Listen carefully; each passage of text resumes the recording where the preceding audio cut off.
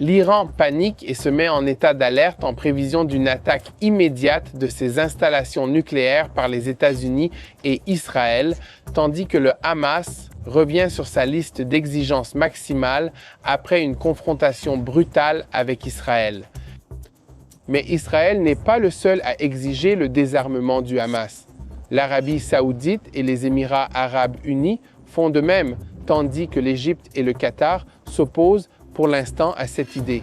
Il s'agit là du seul des nombreux désaccords qui sont apparus entre les États du Golfe, l'Égypte et le Qatar sur l'avenir de la bande de Gaza en général et du Hamas en particulier. Cependant, les négociateurs israéliens affirment qu'ils voient un durcissement de la position du Hamas en raison d'une confiance en soi croissante au fur et à mesure que l'accord progresse. Mais les Américains s'y opposent, comme l'a annoncé l'envoyé du président Trump, Steve Witkoff. Il a déclaré qu'il reportait son arrivée dans cette région afin de faire pression sur le Hamas. Dans le nord de la Samarie, la lutte intense contre les organisations terroristes se poursuit et nous parlerons de la manière dont Tsahal poursuit les bataillons terroristes de Jénine et de Toul-Karem. Nous parlerons également d'un autre méga-attentat qui a été déjoué par les services de sécurité après les explosions de bus de la semaine dernière et de nombreux incidents de moindre envergure.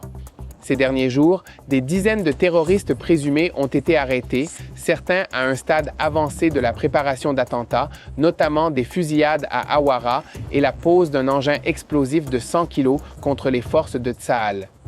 Dans l'arène du Nord, on prend de plus en plus conscience que les opérations d'Israël au Liban ont eu un effet dissuasif important.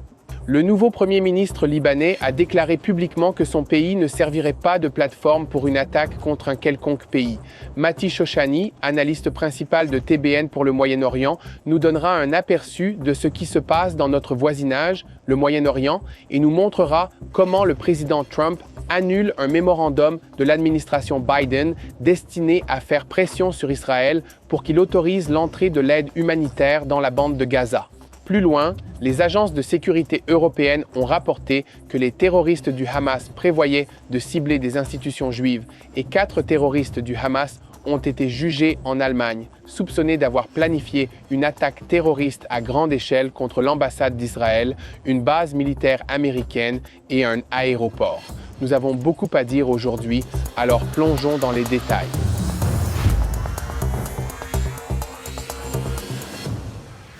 Je m'appelle Yair Pinto et voici votre rapport Boots on the Ground sur ce qui se passe en Israël au 5e jour de la guerre contre le Hamas, le Hezbollah, les Houthis au Yémen, les milices chiites en Irak et tous les autres groupes armés qui opèrent dans cette région sous la direction du corps des gardiens de la révolution islamique d'Iran qui est à la tête de l'axe du mal au Proche-Orient. Avant de commencer, je vous invite à cliquer sur le bouton « S'abonner » afin de rester au courant de la vérité en temps réel et de ne jamais manquer un autre épisode de Boots on the Ground. Nous commençons notre reportage avec Moussa Abou Marzouk, haut responsable du Hamas, qui a déclaré au New York Times dans une interview publiée cette semaine « Je me serais opposé au 7 octobre si j'avais su quelles en seraient les conséquences ». Toutefois, le Hamas a rapidement publié une déclaration selon laquelle l'article qui le citait était hors contexte et, en tout état de cause, il est évident que la plupart de ses collègues ne sont pas d'accord. En fait, lundi après-midi, Tsahal a annoncé qu'une roquette lancée de Gaza vers Israël était tombée à l'intérieur de la bande de Gaza et que l'armée de l'air avait ensuite attaqué la zone de lancement à Rafah. Tout cela se passe à la fin de la semaine et à l'approche du mois de Ramadan, le mois le plus religieux de l'islam. Les expériences passées montrent que le Ramadan n'est pas seulement un mois de jeûne du matin au soir et de célébration familiale tous les soirs, mais aussi une période au cours de laquelle les organisations terroristes et les individus isolés se lancent dans des attaques meurtrières. Cela oblige Tsahal, le Shin Bet et la police à garder l'œil ouvert et à rester en état d'alerte dans toutes les zones proches et éloignées. Cela inclut le nord de la Samarie, où le Shin Bet a annoncé mardi soir qu'il avait déjoué une fusillade planifiée par une cellule terroriste à Awara et parallèlement une attaque contre les forces de Tsahal dans le nord de la Samarie à l'aide d'un engin explosif de 100 kg. À la lumière des informations recueillies lors de l'interrogatoire de 2 suspects arrêtés alors qu'ils s'apprêtaient à commettre l'attentat, d'autres membres de la cellule ont été arrêtés la nuit dernière lors d'une opération conjointe de Tsahal et du Shin Bet dans la ville de Kabatia, dans le nord de la Samarie. Cette opération fait suite à ce que presque tout le monde s'accorde à considérer comme un miracle la semaine dernière, au cours de laquelle un désastre a été détourné lorsque des engins explosifs placés dans des bus dans des villes du centre d'Israël ont explosé prématurément, sans faire de victimes. Toutefois, cette situation est le signe d'une tendance à la guerre. Depuis le début de l'année, le Shin Bet a réussi à stopper plus de 150 attentats majeurs, dont 45 à l'aide d'engins explosifs. En 24 ans, 1040 attentats importants ont été déjoués, dont 326 à l'aide d'engins explosifs. Tsahal en rencontre régulièrement dans les camps de réfugiés de Judée et de Samarie, ainsi que des engins explosifs dotés d'un potentiel de destruction supérieur placés sur les routes et remplis de dizaines de kilogrammes d'explosifs. À cela s'ajoute l'échec de la lutte contre la contrebande d'armes qui fait que les bataillons de Jénine sont armés jusqu'aux dents, inspirés par ISIS et d'autres méthodes terroristes. L'absence de permis d'entrée pour les travailleurs palestiniens et l'infiltration constante de résidents illégaux les incitent également à commettre des attentats. La situation a conduit Tsahal à intensifier ses activités dans le nord de la Samarie, à déployer des chars pour la première fois en 23 ans et à stationner un bataillon dans la région de Jénine et de Tul-Karem, menant des raids continus dans le camp. Le traitement de cet itinéraire consiste également à empêcher les résidents qui ont quitté les lieux à la suite des activités de Tsahal de revenir jusqu'à ce que l'armée ait fini de nettoyer complètement cette zone. Ici, à TBN francophone, nous continuerons à vous tenir au courant de tous les développements dans le secteur de la Samarie et de la guerre contre l'organisation terroriste du Hamas. Et comme toujours, nous vous demandons de nous aider en partageant nos vidéos sur YouTube, en nous suivant sur les médias sociaux et bien sûr en cliquant sur le bouton d'abonnement si vous ne l'avez pas encore fait. Et surtout, n'oubliez pas de prier pour la paix à Jérusalem. Le cessez-le-feu a déjà duré plusieurs semaines dans le but de mener à bien l'accord de libération des otages. Pour le meilleur et pour le pire, il est considéré comme déplacé de parler de cet accord ou d'aborder ses graves implications pour la sécurité d'Israël, mais il s'avère que de l'autre côté de la frontière, on ne reste pas les bras croisés. Le Hamas ne passe pas le plus clair de son temps à organiser d'écœurantes cérémonies de libération des otages. C'est peut-être ce qu'il veut nous faire croire. Mais en coulisses, il se prépare à une guerre avec Israël, à une nouvelle attaque contre les communautés de Gaza qui entourent la bande de Gaza et peut-être même à une nouvelle série d'enlèvements d'Israéliens et de soldats de Tsahal. Ces derniers jours, Tsahal a relevé leur niveau d'alerte à la frontière de Gaza en prévision d'une éventuelle reprise des combats dans la bande de Gaza. Cette augmentation du niveau d'alerte a été effectuée sur ordre direct du Premier ministre Benjamin Netanyahou et des membres du cabinet de sécurité israélien. L'armée israélienne a massé des forces et renforcé ses activités dans les zones entourant la bande de Gaza et les communautés israéliennes qui l'entourent. Ceci à la lumière des indications selon lesquelles l'organisation terroriste du Hamas a l'intention et est capable de mener des activités terroristes contre Israël. Le Hamas se réorganise dans la bande de Gaza et Tsahal, en réponse, se prépare à une vaste opération terrestre et aérienne.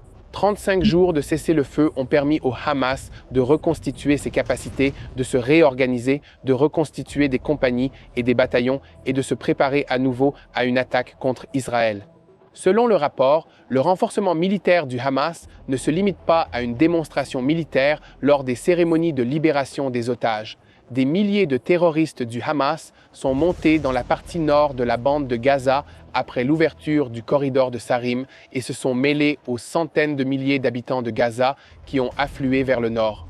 Les terroristes du Hamas ont notamment commencé à réparer les tunnels terroristes bombardés par Tsahal, à creuser de nouvelles installations souterraines et à préparer de nouvelles zones d'engins explosifs destinés à blesser les soldats de Tsahal s'ils tentent à nouveau une manœuvre terrestre dans la bande de Gaza. L'establishment de la défense a également identifié plusieurs endroits où les terroristes ont placé des lance-roquettes en préparation d'une attaque contre Israël et, dans d'autres zones, des caméras de surveillance ont été déployées pour permettre de cibler les soldats de Tsahal à distance. On estime que le lancement raté de roquettes hier à partir de Rafah et d'autres incidents similaires récents résulte de cette même activité du Hamas qui prépare des lanceurs en vue d'une attaque contre Israël. Il semble que les tirs aient été effectués par erreur lors de la préparation des lanceurs en vue d'une future opération. En réponse, Tsahal achève les préparatifs d'une vaste opération terrestre et aérienne, également avec des brigades de réserve. Selon une source militaire, le Hamas est très endommagé et présente des lacunes au niveau du commandement et du contrôle ainsi que de l'armement, mais il reste encore beaucoup à faire pour vaincre cette organisation sur le plan militaire. Cependant, les nouvelles ne sont pas toutes mauvaises sur ce front. Après d'âpres négociations et des coups de théâtre, le Hamas recule sur certaines de ses exigences maximalistes et il est possible qu'il libère les dépouilles des otages décédés en échange de la libération des prisonniers de la sécurité palestinienne qui étaient censés intervenir lors de la dernière phase. Israël a reçu le soutien de l'administration Trump pour sa décision de retarder la libération de centaines de terroristes palestiniens des prisons israéliennes. La Maison-Blanche a annoncé en début de semaine qu'il s'agissait d'une réponse appropriée et que le président Donald Trump la soutenait.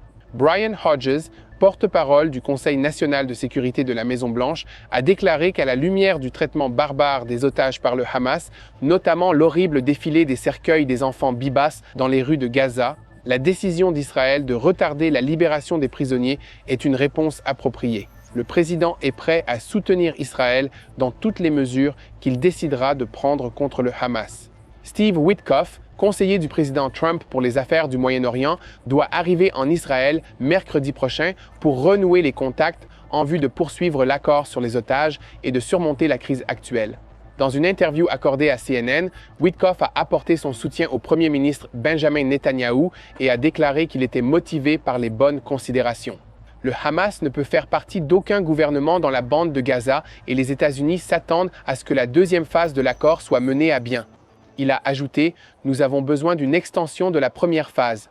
Nous espérons que nous aurons suffisamment de temps pour entamer la deuxième phase, la terminer et libérer d'autres otages. » Dans le même temps, Bassem Naïm, responsable sino-hamasien, a annoncé que le Hamas ne discuterait pas avec Israël, par l'intermédiaire de médiateurs, de nouvelles mesures dans le cadre du fragile accord de cessez-le-feu tant que les prisonniers palestiniens n'auront pas été libérés comme convenu.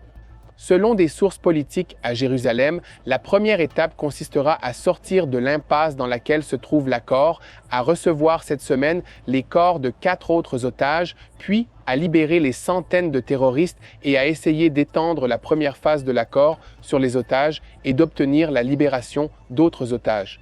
L'échelon politique tente également d'étendre la première phase de l'accord en échange d'une prolongation du cessez-le-feu et d'une augmentation de l'entrée de l'aide humanitaire, des caravanes et du matériel de construction lourd dans la bande de Gaza. Les responsables politiques estiment que le Hamas n'a aucun intérêt à reprendre les combats avant le début du mois de Ramadan la semaine prochaine et qu'il pense avoir suffisamment d'otages israéliens en sa possession pour obtenir d'autres concessions de la part d'Israël, telles que la libération des principaux terroristes qu'Israël a jusqu'à présent refusé de libérer. À ce sujet, aujourd'hui, le Hamas est censé libérer les dépouilles de 4 otages morts en captivité et immédiatement après, Israël est censé commencer à se retirer progressivement du corridor de Philadelphie conformément à l'accord convenu lors du cessez-le-feu. Toutefois, des sources politiques estiment actuellement qu'Israël tentera de retarder le retrait du corridor de Philadelphie qui se trouve à la frontière entre Gaza et l'Égypte avec l'aide de Steve Witkoff. Cela mettra fin à la première phase de l'accord de cessez-le-feu et on ne sait pas encore ce qu'il adviendra de la deuxième phase, mais Steve Witkoff rencontrera bientôt le Premier ministre Benjamin Netanyahou pour discuter des options d'Israël. Les écarts entre la position d'Israël et celle du Hamas sont énormes.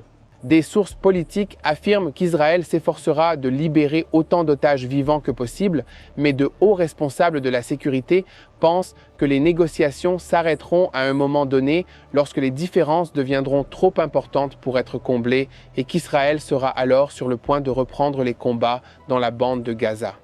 Je me contenterai de dire, selon une source, qu'Israël vise à créer des zones tampons dans le nord et l'est de la bande de Gaza et à démanteler complètement les capacités militaires du Hamas au cours de la deuxième phase.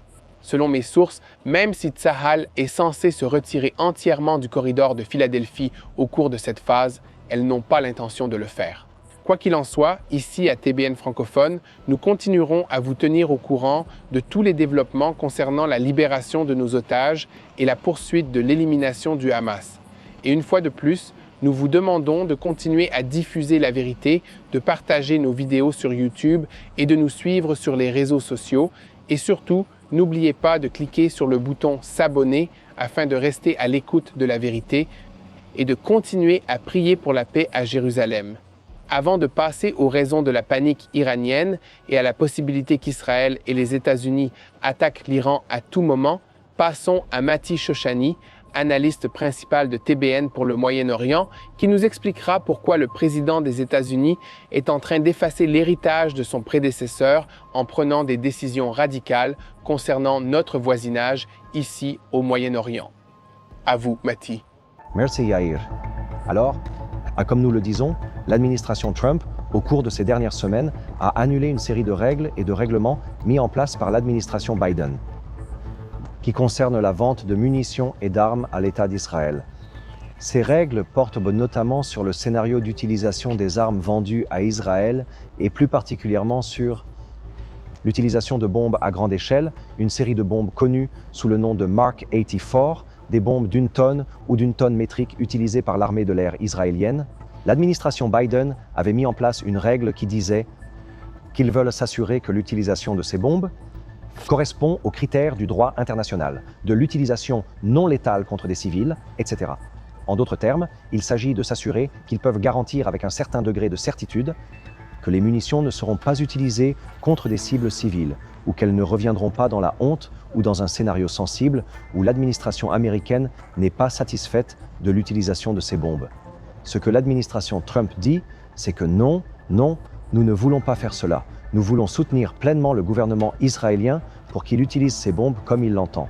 De plus, l'administration Trump libère plus de 800 de ces bombes qui avaient été retenues par l'administration Biden et les envoie en Israël. Il y a quelques jours, cette série de 1800 bombes d'une tonne est arrivée au port d'Ashdod pour être utilisée par l'armée de l'air israélienne. À quoi servent ces bombes à l'armée de l'air israélienne?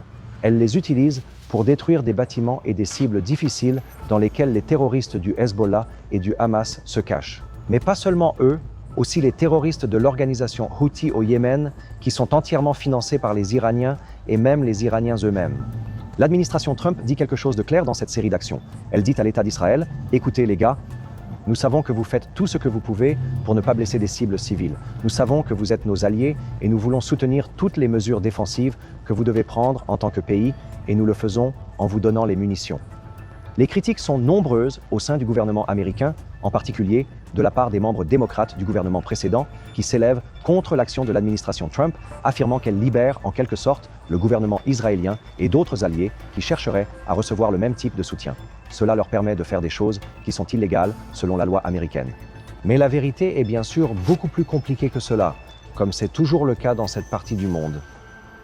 Ainsi, lorsque l'administration Trump, de manière aussi claire, signale qu'elle soutient pleinement l'utilisation par Israël de l'armement américain, sachant très bien qu'Israël l'utilisera à bon escient et aux fins prévues par le gouvernement américain lorsqu'il arme le peuple israélien, elle envoie plusieurs signaux forts. Le premier est un signal pour les membres du gouvernement israélien que le gouvernement américain est derrière eux et les soutient.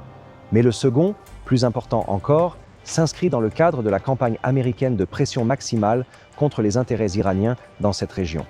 Il s'agit pour le gouvernement américain de signaler aux Iraniens qu'ils soutiendront Israël, qu'ils lui donneront le droit et la capacité d'utiliser toute la force nécessaire pour bombarder et blesser le Hamas, le Hezbollah, les Houthis et, plus important encore, des cibles iraniennes si le besoin s'en fait sentir.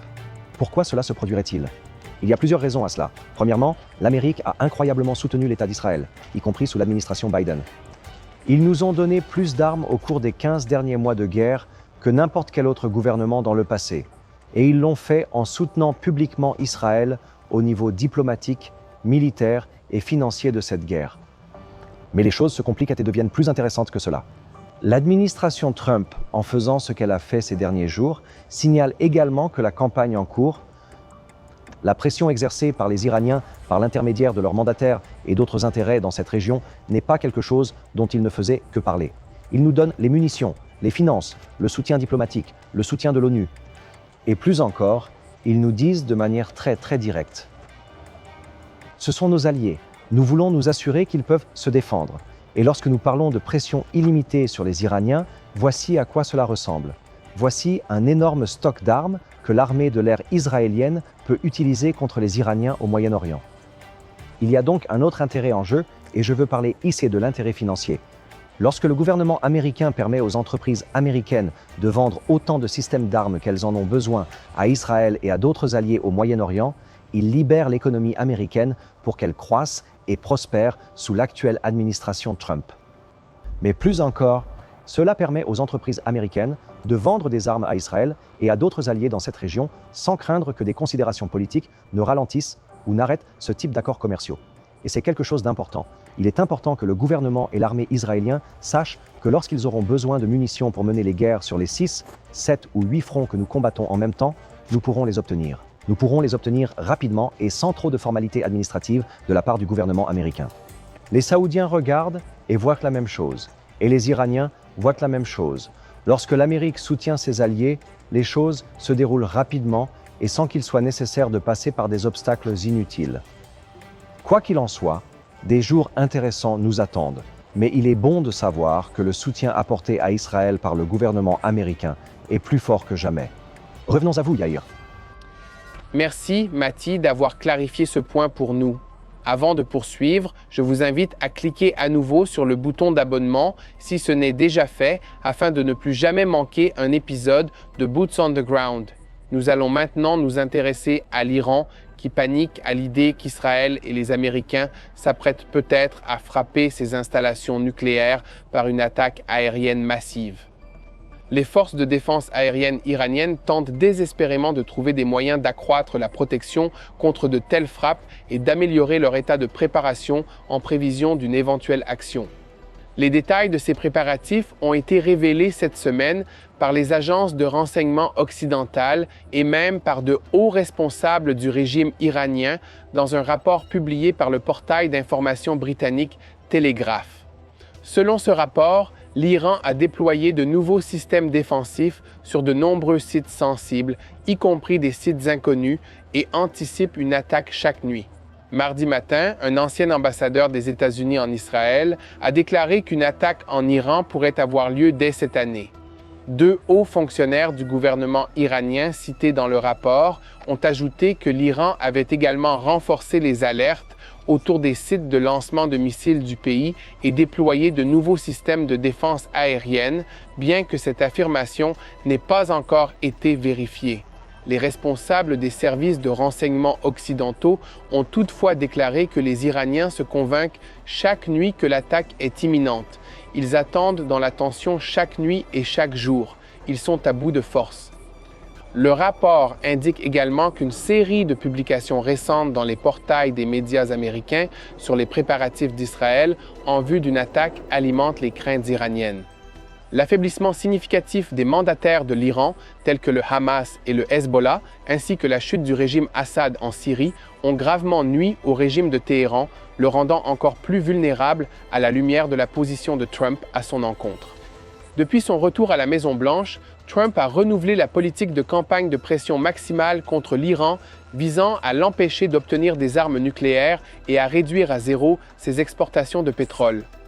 Netanyahou a déclaré cette semaine qu'avec le soutien de Trump, Israël finirait le travail avec l'Iran. Mais les analystes estiment qu'il est peu probable qu'Israël puisse détruire le programme nucléaire iranien sans l'aide de l'armée américaine. Cependant, ces derniers mois, Trump a déclaré à plusieurs reprises qu'il préférait parvenir à un accord avec l'Iran plutôt que de l'attaquer militairement. Mais il a également déclaré qu'il était clair qu'il envisageait des actions militaires si les négociations échouaient. Un haut fonctionnaire iranien qui s'est entretenu avec le Télégraphe a déclaré que Téhéran craignait désormais que les États-Unis ne se joignent à eux et ne lancent une attaque de grande envergure qui pourrait mettre en péril l'existence de la République islamique.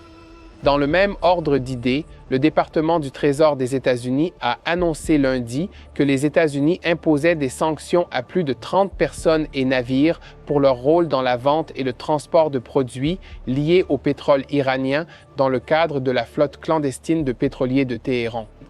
Selon Reuters, les sanctions visent des agents pétroliers aux Émirats arabes unis et à Hong Kong, du personnel logistique et des opérations de pétroliers en Inde et en Chine, ainsi que le directeur de la compagnie pétrolière nationale iranienne et de la compagnie iranienne de terminaux pétroliers. L'annonce souligne que les sanctions ont été imposées à des dizaines de millions de barils de pétrole brut d'une valeur de plusieurs centaines de millions de dollars. Selon Reuters, les nouvelles sanctions s'appuient sur les sanctions précédemment imposées par l'administration Biden et visent des secteurs centraux de l'économie iranienne afin d'empêcher le gouvernement d'obtenir des fonds pour ses programmes nucléaires et de missiles. La mesure interdit généralement à toute personne ou entité américaine de faire des affaires avec les cibles et gèle tous les avoirs détenus aux États-Unis. Continuez donc à diffuser la vérité en partageant nos vidéos sur YouTube, en nous suivant sur les médias sociaux et en cliquant sur le bouton « S'abonner ». Aidez-nous à partager la vérité. Ici, à TBN Francophone, nous vous proposons également de nous soutenir en vous rendant sur notre site web tbnfr.org pour faire un don ou bien cliquer sous cette vidéo YouTube sur le bouton « Faire un don ». Nous passons maintenant à un reportage en provenance du cœur de l'Europe où les forces de sécurité allemandes ont démantelé une cellule de 4 terroristes présumés s'identifiant au Hamas. Ils sont maintenant jugés en Allemagne et soupçonnés d'avoir planifié des attentats contre des institutions juives en Europe. Ils sont également accusés d'avoir tenté de localiser un dépôt d'armes secret en Pologne en vue de futures attaques.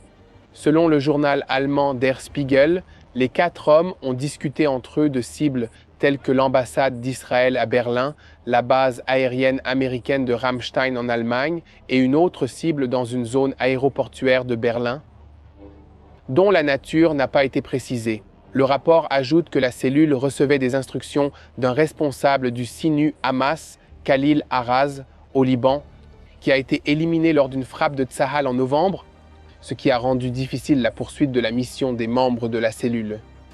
Aujourd'hui, ils ont la particularité d'être accusés dans la première affaire judiciaire contre une milice armée d'un groupe islamique en Allemagne, comme l'a rapporté mardi l'agence de presse Reuters. Ici, à TBN Francophone, nous continuerons à rendre compte de ces événements à l'avenir et nous vous invitons à vous abonner à notre chaîne YouTube pour ne jamais manquer un autre épisode. La chose la plus importante que vous puissiez faire est de vous unir dans la prière. Priez pour que les otages rentrent chez eux après avoir été retenus par le Hamas pendant plus de 500 jours. Priez pour les soldats de Tsahal qui risquent leur vie chaque jour en défendant le peuple d'Israël et en combattant sur de multiples fronts en Judée et Samarie et dans la bande de Gaza, au Liban ou en Syrie. Priez pour tous les civils touchés par ces organisations terroristes, également dans la bande de Gaza, au Liban, en Syrie et en Israël, afin que Dieu les réconforte en ces temps difficiles. Et surtout, unissez-vous dans la prière pour la paix de Jérusalem et ensemble nous gagnerons cette guerre car Dieu est de notre côté.